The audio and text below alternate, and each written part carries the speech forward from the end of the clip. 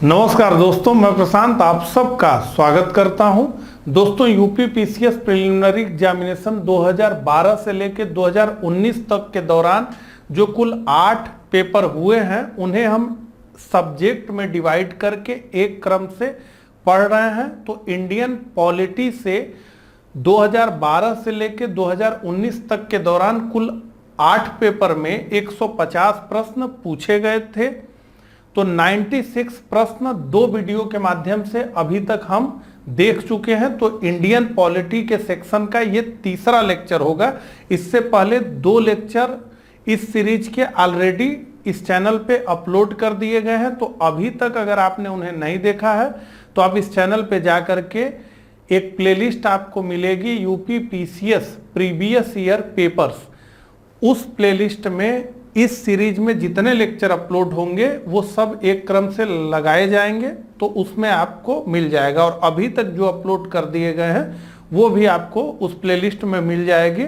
तो जरूर जा करके इस लेक्चर के दोनों जो पार्ट हो चुके हैं कंप्लीट उन्हें देख लीजिए। साथ ही हिस्ट्री ऑफ मॉडर्न इंडिया के भी 2 लेक्चर कंडक्ट हो चुके हैं, तो उन्हें भी उस प्लेलिस्ट में जा करके आप देख लीजिए। एग्जाम से पहले प्रीवियस ईयर के पेपर को अच्छे से पढ़ना बेहद जरूरी है, क्योंकि यूपी पीसीएस में 15 से 20% प्रश्नों की पुनरावृत्ति या तो प्रत्यक्ष रूप से या अप्रत्यक्ष रूप से होती है। अगर आपने मेरे दोनों लेक्चर्स फॉलो किए होंगे तो मैंने कई बार आपको दिखाया कि देखिए ये पुनरावृत्ति हो रही है, और अभी इस लेक्चर में हम देखेंगे ही। इस लेक्चर को शुरू करूं उससे पहले मैं आपको बताना चाहूंगा कि यूपी पीसीएस प्रिलिमिनरी एग्जामिनेशन 2020 के लिए हमने एक डिटेल्ड टेस्ट सीरीज बनाई है जो कि आपके एग्जाम के लिए बेहद मददगार होगी। इसे ज्वाइन करने के लिए आप ये जो दोनों नंबर दिख रहे हैं इन पे व्हाट्सएप या कॉल करके संपर्क कर सकते हैं, ठीक है। तो अभी तक 2 लेक्चर के माध्यम से हमने 2012 से लेकर के 2017 तक के प्रश्नों को देखा है। अब 16 तक के प्रश्नों को देखा है, 17 से हम शुरू करेंगे। तो 97 से तो 96 प्रश्न हम देख चुके हैं, ठीक है। तो प्रश्न यहां दिख रहा है। हो सकता है कभी कभी मैं प्रश्न का ऑप्शन नहीं पढ़ूंगा अगर प्रश्न बड़ा होगा तो, क्योंकि आपको भी मेरे साथ प्रश्न दिख रहे हैं, दिखने में कोई दिक्कत आपको भी नहीं है। तो प्रश्न जब जैसे ही दिखे आपको उत्तर पता है तो आप प्रश्न का उत्तर जो है लिखिए, ठीक है। मैं पढ़ रहा हूं। लोकसभा का अधिवेशन गठित करने हेतु गण पूर्ति कोरम कितनी होनी चाहिए? कोरम की संख्या क्या होनी चाहिए? पहले तो ये कि आप प्रश्न समझे या नहीं समझे, तो पहले तो आप इसका आकलन करिए और उसके बाद मैं प्रश्न समझाकर उत्तर देता हूं। देखिए, बात यह हो रही है कि कितने सदस्य आ जाएंगे तो संसद चलेगी या नहीं चलेगी, इसकी बात हो रही है। लोकसभा चलेगी या नहीं चलेगी, यानी कितने स्टूडेंट आ जाएंगे तो क्लास चलेगी कि नहीं चलेगी, तो यही पूछा जा रहा है, ठीक है। तो सदन के सदस्यों की कुल संख्या का 6वां भाग, सदन के सदस्यों की कुल संख्या का 10वां भाग, सदन के सदस्यों की कुल संख्या का 4था भाग, सदन के सदस्यों की कुल संख्या का 3रा भाग। तो सदन के सदस्यों की कुल संख्या का 10वां भाग 97 का हमारा उत्तर होगा बी, ठीक है, 10वां भाग। आगे सूची 1 को सूची 2 से सुमेलित कीजिए तथा नीचे दिए गए कूट से सही उत्तर चुनिए, ठीक है। अब इसमें भी हम दिमाग लगाने का प्रयास करेंगे और इसमें जो है हम देखेंगे। तो संपत्ति के अधिकार को मौलिक अधिकारों से हटाया जाना, ये हमको पता है कि 44वां संविधान संशोधन है, 44वां संविधान संशोधन है। तो बी का हमारा होगा 4। तो बी का 4 अगर हमारा होगा, कहां कहां दिख रहा है? तो इसमें नहीं दिख रहा है और डी में भी नहीं दिख रहा है। तो हमारे पास 2 ऑप्शन बचे, ठीक है। बी में भी दिख रहा है और सी में भी दिख रहा है। तो इसका मतलब ये है कि केवल इस जानकारी से कि संपत्ति के अधिकारों को मौलिक अधिकारों से हटाया जाना, यानी 44वां संविधान संशोधन, इस एक जानकारी से हम इसका उत्तर नहीं ढूंढ पाएंगे। तो तो एक और आसान जानकारी है, उसको देखें। हम बहुत बार पढ़ते हैं कि उद्देशिका में पंथ निरपेक्ष शब्द को जोड़ा गया है 42वें संविधान संशोधन द्वारा। ठीक है, तो डी का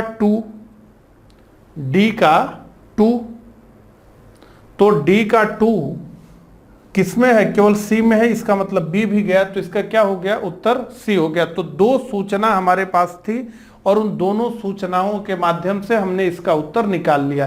कभी कभी क्या होता है कि केवल एक ही सूचना रहे तब भी उत्तर जो है निकल आता है, तब भी क्या होता है? उत्तर निकल करके आ जाता है। ठीक है, आगे।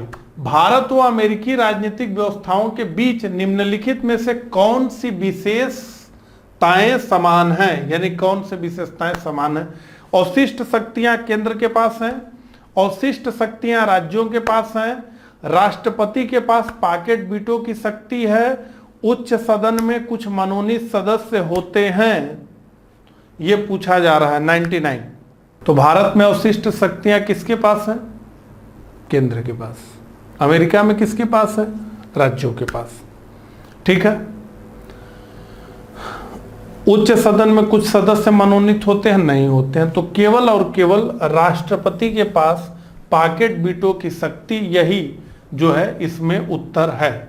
आगे, भारतीय संविधान में राज्यों का संघ की संकल्पना को प्राप्त किया गया अमेरिका के संविधान से, ऑस्ट्रेलिया के संविधान से, ब्रिटिश नॉर्थ अमेरिकी अधिनियम से और स्विट्जरलैंड के संविधान से। ये थोड़ा सा मुश्किल हो गया, ट्रेडिशनल जो पैटर्न था उससे अलग हट गया, थोड़ा सा ये अंदर घुस गया, और इसका उत्तर है ब्रिटिश नॉर्थ अमेरिकी अधिनियम से इसे लिया गया है।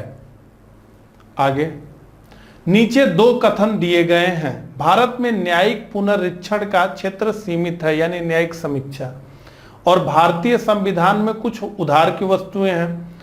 तो इसका उत्तर जल्दी से दीजिए। तो देखिए, अमेरिका के जहां की न्यायिक सर्वोच्चता है और ब्रिटेन के जहां की संसद सर्वोच्च है, के बीच भारत ने एक सुनहरा रास्ता जो है तय किया है कि यहां पर कोई किसी से सर्वोच्च नहीं है, और ऐसे में भारत में न्यायिक समीक्षा का स्तर भी एक सीमित लेवल पर ही होता है। तो ये तो सही है। और भारतीय संविधान में कुछ उधार की वस्तुएं हैं, बल्कि बहुत सारे लोग तो कहते हैं कि ये संविधान ही उधार का है, तो उधार की वस्तुओं का तो कोई प्रश्न है ही नहीं, ये तो है ही। तो ये भी सही है, लेकिन क्या इन दोनों में कोई संबंध है? इन दोनों में क्या कोई संबंध है? तो इन दोनों में कहीं से कोई संबंध नहीं है, और इसलिए ए और आर दोनों सत्य हैं, और आर ए का सही स्पष्टीकरण है, ये गलत है।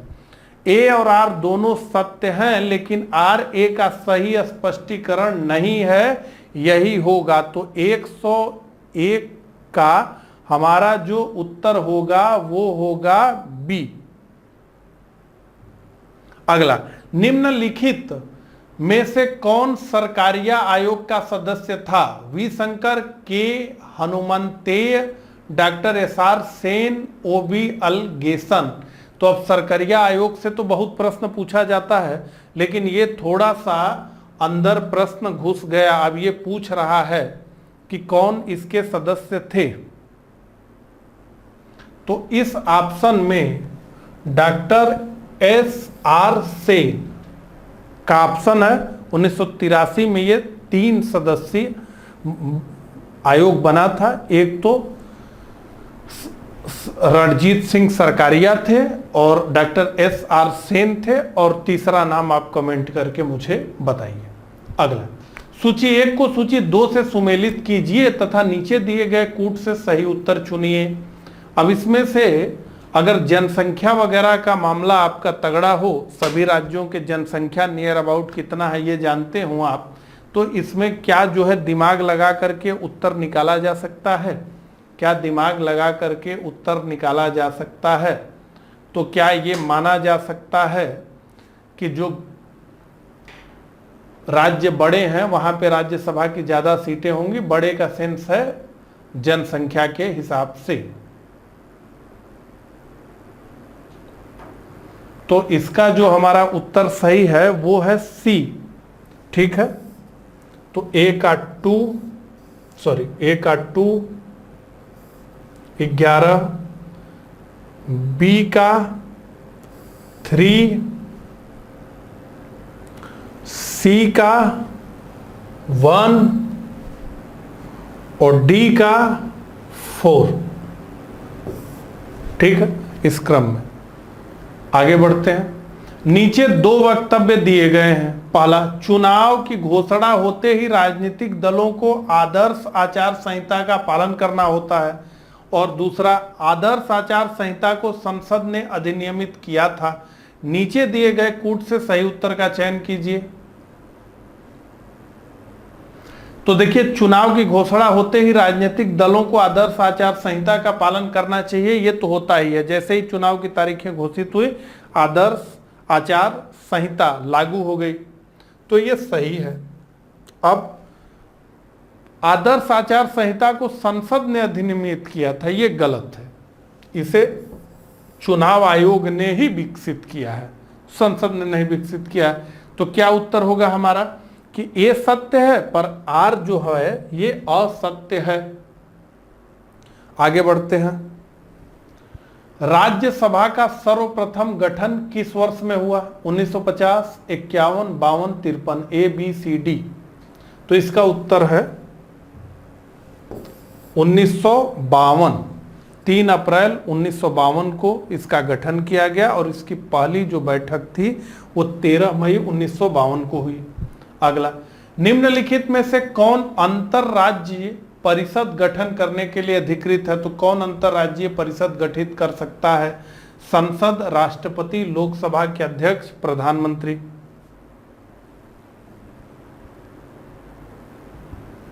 तो इसका उत्तर होगा बी, राष्ट्रपति अंतरराज्यीय परिषद का गठन कर सकते हैं अनुच्छेद 263 के तहत।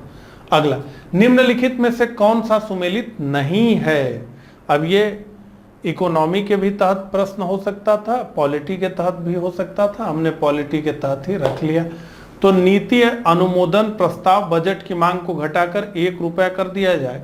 मित व्ययिता प्रस्ताव, बजट की मांग में से एक निर्दिष्ट राशि घटा दी जाए। सांकेतिक प्रस्ताव, बजट की मांग में से 100 रुपये कम कर दिए जाए। और लेखानुदान, बजट मांगों को पूर्ण रूप से वित्तीय वर्ष के लिए पारित करना। तो देखिए, जब बजट पेश होता है, ठीक है, तो बजट में फिर काफी चरण होते हैं, बहस होगी, वोटिंग होगा, एक एक मांग पर वोटिंग होगी, तो टाइम कंज्यूमिंग प्रोसेस होता है, 3 से 4 महीना लगता है। लेकिन इस बीच सरकार तो चलनी ही होती है, क्योंकि 31 मार्च को तो पिछला बजट गया और अब 1 अप्रैल से काम होंगे, और सदन में जो बजट रखा गया है वो पास होने में मई जून आ जाएगा। तो इस बीच काम कैसे होगा? सरकार तो चली रहेगी। तो ऐसे में क्या होता है कि एक लेखा अनुदान के माध्यम से उतने समय के लिए खर्च चलाने के लिए सरकार क्या करती है? पैसा उठाती है।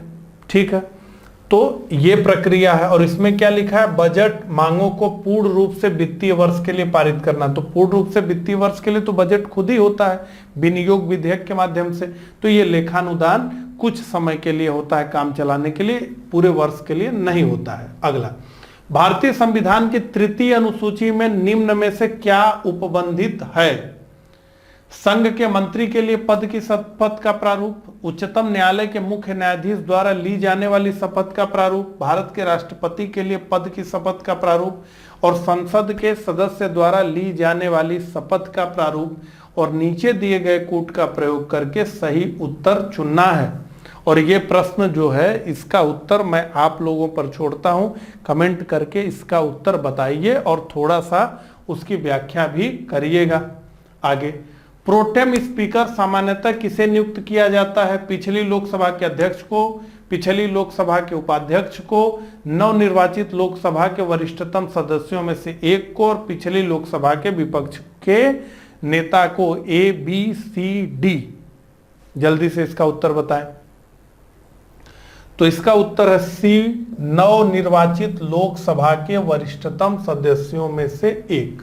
अगला, निम्नलिखित में से कौन संविधान के अनुच्छेद 21 के दायरे में नहीं आता?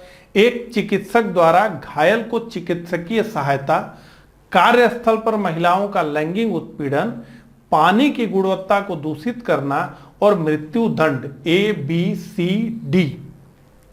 जल्दी से सोच करके बताइए क्या होगा। तो निश्चित रूप से मृत्यु दंड इसके अंतर्गत नहीं आएगा। मृत्यु दंड इसके अंतर्गत नहीं आएगा।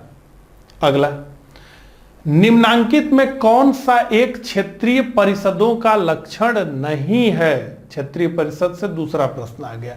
यह एक संवैधानिक संस्था है।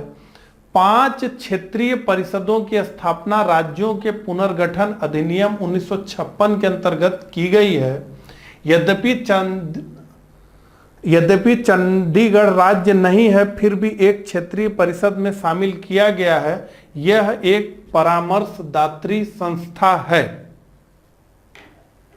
तो देखिए, अब इसमें बहुत डिटेलिंग हो गई, लेकिन अगर केवल इतना पता रहे कि ये एक संवैधानिक संस्था नहीं है, ठीक है, ये एक सांविधिक संस्था है और इसका गठन किया गया है राज्य पुनर्गठन अधिनियम 1956 के द्वारा।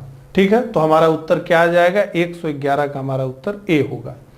अगला, निम्नलिखित कथनों पर विचार कीजिए और नीचे दिए गए कूट से सही उत्तर चुनिए। क्या है? भारत एक लोकतांत्रिक देश है। अगला, भारत का अपना एक संविधान है। जल्दी से इसका उत्तर बताइए क्या होगा। तो देखिए, भारत एक लोकतांत्रिक देश है, बिल्कुल है, तो ये तो सही है। दूसरा, भारत का अपना एक संविधान है, बिल्कुल है, ठीक है, लेकिन क्या आर ए की सही व्याख्या है? तो बिल्कुल नहीं। ठीक है, भारत एक लोकतांत्रिक देश और भारत का अपना एक संविधान है, यानी संविधान है इसलिए लोकतंत्र है, तो ऐसा तो नहीं है। तो इसलिए इसका हमारा उत्तर होगा ए तथा आर दोनों सही हैं, लेकिन आर की सही व्याख्या जो है नहीं है। आर ए की सही व्याख्या नहीं है, तो 112 का उत्तर हमारा होगा बी। आगे बढ़ते हैं। 113, निम्नलिखित में से कौन संसद सदस्यों का सामूहिक विशेषाधिकार नहीं है? ध्यान दीजिए, सामूहिक विशेषाधिकार नहीं है। चर्चा एवं प्रक्रिया की स्वतंत्रता, संसद के आंतरिक विषयों के संचालन का अधिकार। देखिए, संसद के सदस्यों को, राज्य विधायिका के सदस्यों को विशेषाधिकार दिया जाता है ताकि वो जो है अपने कार्य को बिना भय के, भयमुक्त होकर के कर सकें, तो उनको बहुत सारे विशेषाधिकार दिए गए हैं। तो उसी की इसमें बात की जा रही। चर्चा एवं प्रक्रिया की स्वतंत्रता, संसद के आंतरिक विषयों के संचालन का अधिकार, साक्षी के रूप में उपस्थिति से स्वतंत्रता और अपरिचितों को सदन से बाहर रखने का विशेषाधिकार। ए बी सी डी में से जल्दी से बताइए। तो देखिए, साक्षी के रूप में उपस्थिति से स्वतंत्रता ये एक सांसद का व्यक्तिगत अधिकार है, ये सामूहिक विशेषाधिकार नहीं है। ठीक है, तो सी। आगे बढ़ते हैं। निम्नलिखित कथनों पर विचार कीजिए और नीचे दिए गए कूट से सही उत्तर चुनिए। राज्यपाल को उच्च न्यायालय के न्यायाधीश की नियुक्ति का अधिकार नहीं है। वह विधानमंडल का हिस्सा नहीं है। उन्हें विधान परिषद में कुछ सदस्यों को मनोनीत करने का अधिकार है। उनके पास कोई न्यायिक शक्ति नहीं है। तो निम्नलिखित कथनों पर विचार कीजिए और नीचे दिए गए कूट से सही उत्तर चुनिए। तो पूछा जा रहा है कौन कौन सही है। ठीक है, तो देखिए, राज्यपाल को उच्च न्यायालय के न्यायाधीश की नियुक्ति का अधिकार नहीं है, तो बिल्कुल नहीं है। यह अधिकार किसके पास है? भारत के राष्ट्रपति के पास है। ठीक है ना, तो ये तो सही है, ये सही है। दूसरा, वह विधानमंडल का हिस्सा नहीं है, तो राज्यपाल तो विधानमंडल का हिस्सा है ना भैया, राज्यपाल तो विधानमंडल का हिस्सा है ही, तो वह विधानमंडल का हिस्सा नहीं है। ये क्या है? ये गलत है। राज्यपाल विधानमंडल का हिस्सा होता है, जैसे राष्ट्रपति संसद का हिस्सा होता है। अगला, उन्हें विधान परिषद में कुछ सदस्यों को मनोनीत करने का अधिकार है। बिल्कुल, 1/6 भाग विधान परिषद में राज्यपाल ही मनोनीत करता है। उन्हें विधान परिषद में कुछ सदस्यों को मनोनीत करने का अधिकार है, तो बिल्कुल है, ये सही है। उनके पास कोई न्यायिक शक्ति नहीं है, ये गलत है। राज्यपाल को भी क्षमादान की शक्ति दी गई है, तो उनके पास कोई न्यायिक शक्ति नहीं है, ये गलत है। ठीक है, उनके पास शक्ति है। तो इसका मतलब ये है कि ए सही है और 3 सही है, तो इसका मतलब है कि बी सही है। ठीक है, तो 114 का बी। अगला, राज्यसभा संविधान के अनुच्छेद 249 के अंतर्गत पारित संकल्प जिसके द्वारा संसद को राज्य सूची के विषय पर राष्ट्रीय हित में विधि निर्मित करने का अधिकार दिया गया हो, प्रवृत्त रहेगा। 2015, 2016, अब 2017 में ये बार बार रिपीट हो रहा है प्रश्न। अगर आपने पिछला लेक्चर देखा होगा तो आप जानते हैं। ठीक है, तो 6 माह से अधिक, 2 वर्ष से अधिक, 1 वर्ष से अधिक, असीमित काल तक। तो 1 वर्ष से अधिक 115 का हमारा उत्तर होगा सी। ठीक है, आगे बढ़ते हैं। तो 2017 तक का जितना भी प्रश्न था वो हमने देख लिया। अब 2018 के प्रश्नों की बात हम जो है करेंगे। तो राज्य के नीति निर्देशक तत्व सहज अध्ययन के लिए निम्न में से कौन से भागों में विभाजित किए जा सकते हैं? समाजवादी, उदार बौद्धिकतावादी और गांधीवादी और उपरोक्त सभी। ए बी सी डी, जल्दी से इसका उत्तर बताएं। A B C D, A B C D में से क्या? देखिए, जो राज्य के नीति निर्देशक सिद्धांत हैं उन्हें 3 अलग अलग भागों में बांटा गया है। एक तो पश्चिमी उदारवादी, जिसे मैं कह रहा था, उदार बौद्धिकतावादी, और गांधीवादी और समाजवादी। तो इसका मतलब यह है कि उपरोक्त सभी। ठीक है, तो 116 का जो हमारा उत्तर होगा वो होगा डी। आगे बढ़ते हैं। भारत के संविधान सभा की अंतिम बैठक की सही तिथि बताइए। 26 नवंबर 1949, 5 दिसंबर 1949, 24 जनवरी 1950, 25 जनवरी 1950। ट्राई करिए, देखिए कितने लोगों को इसका उत्तर पता है। तो देखिए 24 जनवरी 1950 इसका जो है उत्तर होगा, यानी सी इसका उत्तर होगा। ठीक है, तो 9 दिसंबर 1946 को पहली बार संविधान सभा की बैठक हुई। उसके बाद 26 नवंबर 1949 को संविधान को अंगीकृत किया गया और फाइनली 24 जनवरी 1950 को, यानी संविधान के लागू होने से 2 दिन पहले सभी सदस्य जुटे इस पे हस्ताक्षर करने के लिए। ठीक है, तो सी। अगला, निम्नलिखित में से किसे भंग नहीं किया जा सकता पर समाप्त किया जा सकता है? यह भी प्रीवियस ईयर में पूछा गया प्रश्न है। लोकसभा, राज्यसभा, विधानसभा, विधान परिषद। तो निश्चित रूप से भंग नहीं किया जा सकता पर समाप्त किया जा सकता है। तो ये विधान परिषद को भंग नहीं किया जा सकता, लेकिन इसे समाप्त किया जा सकता है। तो 118 का डी। अगला, लोकसभा में केंद्र शासित क्षेत्रों का सर्वाधिक प्रतिनिधित्व कितना हो सकता है? 15, 20, 25, उपरोक्त में से कोई नहीं। तो देखिए, अधिकतम जो एलाटेड संख्या है लोकसभा के लिए वो 552 है, और इसका डिस्ट्रीब्यूशन कैसा है? 530 प्लस 20 यानी केंद्र शासित प्रदेशों से, और 530 कहां से? राज्यों से। लेकिन अभी मौजूदा स्थिति क्या है कि राज्यों की कोटे की सीटें भरी हैं, 530 का 530, लेकिन केंद्र शासित प्रदेशों में केवल 13 सीटें ही हैं। ठीक है, तो कुल मिलाकर के ये संख्या 20 है। तो 119 का हमारा उत्तर है 20। आगे बढ़ते हैं। निम्नलिखित करों में कौन सा कर ग्राम पंचायतों द्वारा लगाया जाता है? बिक्री कर, भू राजस्व कर, स्थानीय मेलों पर कर। इसे पढ़ करके ही स्पष्ट रूप से समझ में आता है कि स्थानीय मेलों पर कर। तो 120 का हमारा उत्तर होगा सी। आगे बढ़ते हैं। भारत के संविधान की प्रस्तावना में कितने प्रकार का, बहुत बढ़िया प्रश्न ये है और अधिकतर लोग इस प्रश्न को नहीं कर पाए होंगे निश्चित रूप से, ठीक है, या फिर जिसे याद होगा वो इसको जो है कैलकुलेट किया होगा। भारत के संविधान की प्रस्तावना में कितने प्रकार का न्याय, स्वतंत्रता, समानता एवं भ्रातृत्व का उसी क्रम में उल्लेख किया गया है? तो 3 न्याय की बात की गई है, सामाजिक, आर्थिक और राजनीतिक न्याय। तो 3 न्याय की बात की गई है, ठीक है। तो अगर केवल इतना ही आप देख लें तो 3 से कोई शुरू नहीं हो रहा है, ये आपका उत्तर हो जाएगा, ज्यादा जो है इसमें नहीं। और 5 स्वतंत्रताओं की बात की गई है, विचार की स्वतंत्रता, अभिव्यक्ति, धर्म, विश्वास और उपासना की बात है। समानता की 2 बात है जो है, प्रतिष्ठा और अवसर की समानता और भ्रातृत्व यानी बंधुत्व। तो यही क्रम है। 121 का उत्तर है ए। अगला 122, 2017 के राष्ट्रपति चुनाव में यूपीए का उम्मीदवार कौन था? यह पॉलिटी का भी प्रश्न हो सकता है, लेकिन ज्यादा करंट अफेयर्स का ही ये प्रश्न है, लेकिन अब इसमें था तो हमने कहा कि ठीक है देख लेते हैं। और हमें भी था कि 150 हो जाए तो थोड़ा सीधा सीधा रहता है गणित।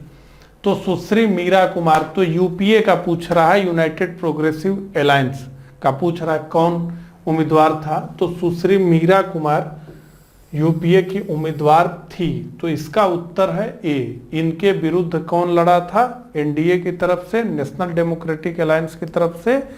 तो वो थे हमारे वर्तमान राष्ट्रपति रामनाथ कोविंद जी। अगला 123, निम्नलिखित में से कौन सा भारत में भाषा के आधार पर बना पहला राज्य था? A B C D, Kerala, Madhya Pradesh, Andhra Pradesh, Uttar Pradesh. तो भारत में भाषा के आधार पर बनने वाला मद्रास से अलग होकर आंध्र प्रदेश पहला राज्य था। तो 123 का उत्तर है सी, आंध्र प्रदेश। 123 का उत्तर है सी, आंध्र प्रदेश। अगला, निम्नलिखित में कौन एक संविधानेतर संस्था है? इतना प्रश्न, इतना प्रश्न, इतना प्रश्न इससे पूछा गया है योजना आयोग के समय से, अब फिर से आ गया। संघ लोक सेवा आयोग, वित्त आयोग, निर्वाचन आयोग, तो निश्चित रूप से नीति आयोग। नीति आयोग संविधानेतर संस्था है, यानी ये एक संवैधानिक संस्था नहीं है।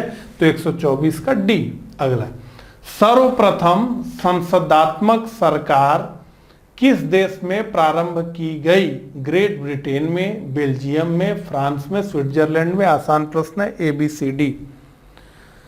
तो संसदीय प्रणाली, जिसे बेस्ट मिनिस्टर सिस्टम भी कहते हैं, की जननी ग्रेट ब्रिटेन को माना जाता है, ठीक है, यूनाइटेड किंगडम को माना जाता है। तो 125 का हमारा उत्तर होगा ए। अगला, निम्नलिखित में से किसके संबंध में राज्यसभा का अनन्य अधिकार है? राष्ट्रपति को अपदस्थ करने हेतु कार्यवाही प्रारंभ करना, सर्वोच्च न्यायालय के न्यायाधीशों को अपदस्थ करने हेतु कार्यवाही करना, एक नई अखिल भारतीय सेवा के सृजन हेतु संस्तुति करना, और उपरोक्त में से कोई नहीं। तो ए बी सी डी जल्दी से उत्तर बताइए। तो ये अनन्य अधिकार राज्यसभा के पास है, एक नई अखिल भारतीय सेवा के सृजन करने की जो इसकी क्षमता है, यही है अनुच्छेद 312 के तहत 2/3 बहुमत से। अगला, भारत के संविधान के किस भाग में हम नागरिकता से संबंधित प्रावधानों को पाते हैं? तो निश्चित रूप से ये एक आसान प्रश्न है, भाग 2 अनुच्छेद 5 से 11, ठीक है। आगे बढ़ते हैं। भारतीय संविधान में भारत की आधिकारिक भाषा से जुड़े प्रावधानों में संसद संशोधन कर सकती है। भाषा से जुड़े हुए प्रावधानों में संशोधन करने के लिए पूछा जा रहा है कितने बहुमत की आवश्यकता है? तो अपने सदस्यों के साधारण बहुमत 2/3, 3/4 और अपने 1/3 सदस्यों के समर्थन द्वारा। तो ये भी देखिए, जैसे नए राज्य बनाने के लिए साधारण बहुमत की जरूरत होती है, ठीक उसी प्रकार से भाषा से जुड़े हुए प्रावधानों के लिए भी साधारण बहुमत ही लगता है, तो यह साधारण बहुमत से किया जा सकता है। अगला, बिना अनुमति के कितने दिन संसद से अनुपस्थित रहने पर किसी सांसद को अयोग्य घोषित किया जा सकता है? तो पता चला कि सांसद बन गए लेकिन आ ही नहीं रहे हैं संसद में, घर ही पे रह रहे हैं, ठीक है, तो कब अयोग्य घोषित कर दिया जाएगा? तो इसका मैक्सिमम लिमिट है 60 दिन, ठीक है। तो 129 का हमारा उत्तर है बी। आगे बढ़ते हैं, 131, ठीक है, 130 गायब हो गया क्योंकि वो गलत प्रश्न रख दिया गया था, तो उसको चेक करने में उसको हटा दिया गया। भारतीय न्यायिक व्यवस्था में जब जनहित याचिका को शामिल किया गया उस समय भारत के मुख्य न्यायाधीश कौन थे? M Hidayatullah, A M Ahmadi, P N Bhagwati और A S Anand. 131 A B C D. इसका उत्तर है पी एन भगवती, तो 131 का उत्तर सी। अगला 132, समलैंगिकता संबंधी सर्वोच्च न्यायालय का निर्णय निम्नलिखित में से किससे संबंधित है? समलैंगिकता संबंधी सर्वोच्च न्यायालय का निर्णय जो उसी वर्ष आया 18 में ही, किससे संबंधित है? तो भारतीय दंड संहिता की धारा 377, भारतीय संविधान का अनुच्छेद 377, भारतीय संविधान का अनुच्छेद 277 और उपरोक्त में से कोई नहीं। तो ये आईपीसी एक्ट 377 का मामला था, समलैंगिक संबंध का, बहुत चर्चित ये मुकदमा रहा है। तो भारतीय दंड संहिता ताजीराते हिंद की धारा 377। अगला, नीति आयोग का प्रथम उपाध्यक्ष उपसभापति कौन था? अरविंद पनगड़िया, रघुराम राजन, चंद्रशेखर सुब्रमण्यम और Rajiv Kumar. A B C D. तो अरविंद पनगड़िया 133 का है। तो हम देख रहे हैं कि ये सारे सब जो प्रश्न हैं ये थोड़ा आसान प्रकृति के प्रश्न हैं। अगला, तो 2018 में जो प्रश्न पूछे गए उन्हें हमने देख लिया।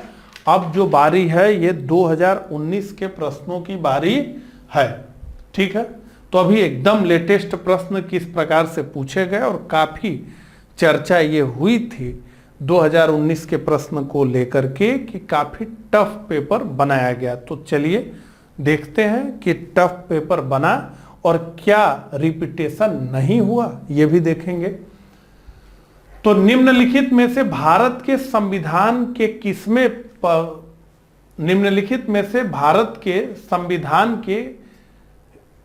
किसमें पर्यावरण संवर्धन एवं संरक्षण एवं संवर्धन तथा वन व वन्य जीव की रक्षा के प्रावधान पाए जाते हैं, ठीक है। केवल राज्य के नीति निर्देशक तत्वों में, केवल मूल कर्तव्यों में, ए और बी दोनों में और उपरोक्त में से कोई नहीं। जल्दी से इसका उत्तर दीजिए।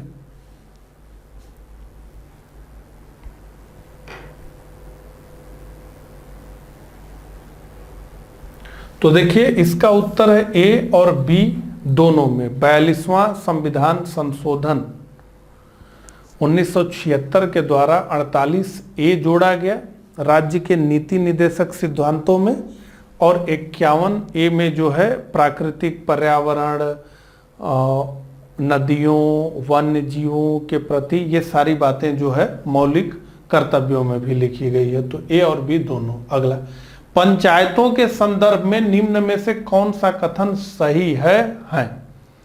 50% सीटें अनुसूचित जाति, अनुसूचित जनजाति की महिलाओं के लिए आरक्षित होगा। ग्राम सभा एक निकाय है जिसमें गांव के रहने वाले सभी लोग होते हैं। मध्यवर्ती स्तर पर एक पंचायत होगा और नीचे दिए गए कूट का प्रयोग करते हुए सही उत्तर चुनिए, ठीक है। तो सही कौन सा कथन है ये पूछा जा रहा है। तो देखिए 50% सीटें अनुसूचित जाति, अनुसूचित जनजाति की महिलाओं के लिए आरक्षित नहीं है, ये 33% है, ठीक है, 33% है। तो इसका मतलब है ये जो सेंटेंस है ये गलत है। अगला, ग्राम सभा एक निकाय है जिसमें गांव के रहने वाले सभी लोग होते हैं। गांव के रहने वाले सभी लोग नहीं होते हैं, जो मतदाता सूची में पंजीकृत नाम होते हैं केवल वही होते हैं। ठीक है, तो ये भी गलत शब्द है। और मध्यवर्ती स्तर पर पंचायत होगा, तो देखिए बात है कि त्रिस्तरीय होगा पंचायत, ग्राम स्तर पर ग्राम पंचायत, क्षेत्र स्तर पर ये मध्यवर्ती स्तर पर एक पंचायत, इसे क्षेत्र पंचायत कहा जा सकता है, और जिला स्तर पर एक जिला परिषद होगी। ठीक है, तो ये सही है। तो अगर 3 सही है तो हमारा उत्तर होगा डी, केवल 3। तो 135 का हमारा उत्तर होगा डी। आगे बढ़ते हैं। 136, किसने कहा भारत एक अर्ध संघात्मक राज्य है? किसने कहा कि भारत एक अर्ध संघात्मक राज्य है, यह पूर्णतया संघ नहीं है? Lord Bryce, Ivoire जेनिम्स, एच.ए. जे लास्की और केसी वियर। ABCD जल्दी से बताइए। तो केसी वियर ने यह बात कही। 136 का जो हमारा उत्तर है वो डी है। आगे आते हैं। तो नीचे 2 कथन दिए गए हैं, जिनमें एक को कथन ए तथा दूसरे को कारण आर कहा गया है। कथन क्या है? केंद्रीय कानूनों का संवैधानिक वैधता के संबंध में भारत के सर्वोच्च न्यायालय की अनन्य अधिकारिता है। कारण, सर्वोच्च न्यायालय भारतीय संविधान का संरक्षक है। तो नीचे दिए गए कूट से सही उत्तर चुनिए। जल्दी से बताइए तो हम लोग आगे बढ़ें। देखिए इसमें लिखा गया है कि केंद्रीय कानूनों का संवैधानिक वैधता के संबंध में भारत के सर्वोच्च न्यायालय की अनन्य अधिकारिता है। अगर अधिकारिता है ये लिखा गया हो तो ये सेंटेंस सही है, लेकिन अनन्य लिखा गया है, एक्सक्लूसिव लिखा गया है कि केवल यानी इसी के पास है। तो ऐसा नहीं है, हाई कोर्ट्स के पास भी ये ताकत है। ये केवल और केवल जो है सुप्रीम कोर्ट के पास ताकत नहीं, सर्वोच्च न्यायालय के पास ही ताकत नहीं, उच्चतम न्यायालय के पास ही ताकत नहीं, ये उच्च न्यायालयों के पास भी है। ठीक है, तो केवल जो है इस शब्द को अगर हम हटा दें, अधिकारिता है, तो निश्चित रूप से इनकी अधिकारिता है, उच्च न्यायालय की भी अधिकारिता, लेकिन अनन्य यानी एक्सक्लूसिव है, केवल इन्हीं के पास है, ये नहीं सही है। अगला, सर्वोच्च न्यायालय भारतीय संविधान का संरक्षक है। तो निश्चित रूप से सर्वोच्च न्यायालय भारतीय संविधान का क्या है? संरक्षक है। तो ऐसे में हम देखते हैं कि ए गलत है किंतु आर सही है, यानी डी। लेकिन आयोग ने जो उत्तर माना है, जो आयोग उत्तर मानता है, वो ये मान रहा है कि ए भी सही है और ये जो है आर भी सही है। तो ए भी सही है और आर भी सही है, और ये जो उत्तर है ये ए है। ए तथा आर दोनों सही है तथा आर कथन ए की सही व्याख्या है। तो इसको आप स्पष्ट तरीके से समझ लीजिएगा, इसमें और ज्यादा पढ़ लीजिएगा। अगला, भारत में राष्ट्रीय पंचायती राज दिवस मनाया जाता है। तो ये काफी आसान प्रश्न जो है हम देखेंगे कि 2019 में कई प्रश्न काफी आसान नेचर के थे, कुछ मुश्किल भी थे। तो पूरा ये कहा जाए कि मुश्किल ही था ऐसा नहीं था, कुछ आसान भी थे, कुछ मुश्किल भी था। तो इसका उत्तर जैसा कि हम जानते हैं 24 अप्रैल पंचायती राज दिवस। अगला, 42वें संविधान संशोधन द्वारा किस अनुच्छेद के माध्यम से श्रमिकों की प्रबंधन में भागीदारी सुनिश्चित की गई? अनुच्छेद 38, अनुच्छेद 39A, अनुच्छेद 45, अनुच्छेद 43A। 1, 2, A, B, C, D जल्दी से बताइए। तो इसका उत्तर है अनुच्छेद 43A। ठीक है, 139। अगला, संविधान की प्रस्तावना का विधिक स्वरूप क्या है? ये प्रश्न देख करके थोड़ा सा ये हो गया इस बार, कह रहे ये किस तरह का प्रश्न है कि संविधान की प्रस्तावना का विधिक स्वरूप क्या है, यह लागू किया जा सकता है या लागू नहीं किया जा सकता, विशेष परिस्थितियों में लागू किया जा सकता और उपरोक्त में से कोई नहीं। तो जैसा कि मैंने आपको बताया कि प्रस्तावना संविधान का हिस्सा है या नहीं है, इसको लेकर के काफी मतभेद रहा। बेरुबारी मामले में सुप्रीम कोर्ट ने स्पष्ट कहा कि जो प्रस्तावना है ये संविधान का हिस्सा नहीं है, लेकिन केशवानंद भारती में के मामले में सुप्रीम कोर्ट ने यह निर्णय दिया कि नहीं, ये तो अभिन्न हिस्सा है, यानी प्रस्तावना अभिन्न हिस्सा है संविधान की। तो यही देखिए 19 में बदलाव दिखा कि उसी तरीके से प्रस्तावना संविधान का हिस्सा है नहीं है, यही सारा प्रश्न पीछे आ रहे थे, लेकिन इस बार थोड़ा सा प्रश्न को ट्विस्ट किया गया है। पूछा जा रहा है कि संविधान की प्रस्तावना का विधिक स्वरूप क्या है। ठीक है, तो निश्चित रूप से इसका विधिक स्वरूप यही है कि यह लागू नहीं किया जा सकता, यह लागू नहीं किया जा सकता। अगला, भारतीय संविधान के अनुच्छेद 162 के शीर्षक के संबंध में निम्न में से कौन सा सही है? राज्य की कार्यपालिका शक्ति, राज्यपाल के कार्यकाल के लिए शर्तें, राज्यपाल की पदावधि और राज्य की कार्यपालिका शक्ति का विस्तार। 141 में अनुच्छेद 162 के शीर्षक के संबंध में क्या शीर्षक है इसका जो है? तो राज्य की कार्यपालिका शक्ति का विस्तार, अनुच्छेद 162। अगला, किस वर्ष में अकाउंटिंग को, ये प्रश्न काफी जो है लोगों को कठिन लगा था और निश्चित रूप से ये था भी, कि किस वर्ष में अकाउंटिंग को ऑडिटिंग यानी लेखा परीक्षा से अलग किया गया तथा नियंत्रक एवं महालेखा परीक्षक का कार्य केवल सरकारी लेखा तक सीमित कर दिया गया। तो देखिए, जो comptroller and auditor general Bharat में थे वो दो काम करते थे, एक तो लेखांकन यानी अकाउंटिंग और दूसरा काम लेखा परीक्षा यानी ऑडिटिंग का काम करते थे। ठीक है, अब क्या कर दिया गया कि 1977 से इन दोनों को अलग कर दिया गया और ये कर दिया गया कि आप अब केवल और केवल ऑडिटिंग करेंगे। ठीक है, तो 1977 से ये काम जो है किया गया, 1976 से ये काम किया गया, 1976 से ये काम किया गया। ठीक है, 142 का सी। अगला, नीचे दो कथन दिए गए हैं जिनमें एक को कथन ए तथा दूसरे को कारण आर कहा गया है। पहला, भारतीय संविधान का अनुच्छेद 30 अल्पसंख्यक वर्ग शब्द को परिभाषित नहीं करता, कारण संविधान केवल भाषाई और धार्मिक अल्पसंख्यक वर्ग को मान्यता प्रदान करता है। तो 143 का उत्तर क्या होगा? तो देखिए, भारतीय संविधान का अनुच्छेद 30 अल्पसंख्यक वर्ग शब्द को परिभाषित नहीं करता है कि कौन अल्पसंख्यक होगा, तो ये सही है। संविधान केवल भाषाई और धार्मिक अल्पसंख्यक वर्गों को मान्यता प्रदान करता है, तो केवल भाषाई और धार्मिक ही अल्पसंख्यक वर्गों को संविधान मान्यता प्राप्त करता है। ये दोनों सही हैं, लेकिन आर कथन ए की सही व्याख्या नहीं है और इसलिए इसका उत्तर है बी। ठीक है, ए और आर दोनों सही है, परंतु आर कथन ए की सही व्याख्या नहीं है। अगला, भारतीय संघात्मक व्यवस्था के संदर्भ में निम्नलिखित में से कौन सा कथन सही है?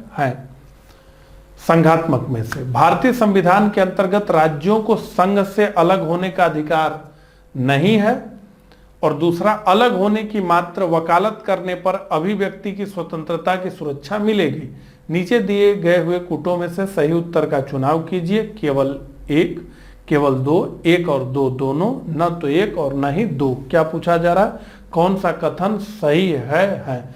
तो भारतीय संविधान के अंतर्गत राज्यों को संघ से अलग होने का अधिकार नहीं है, तो ये तो सही है।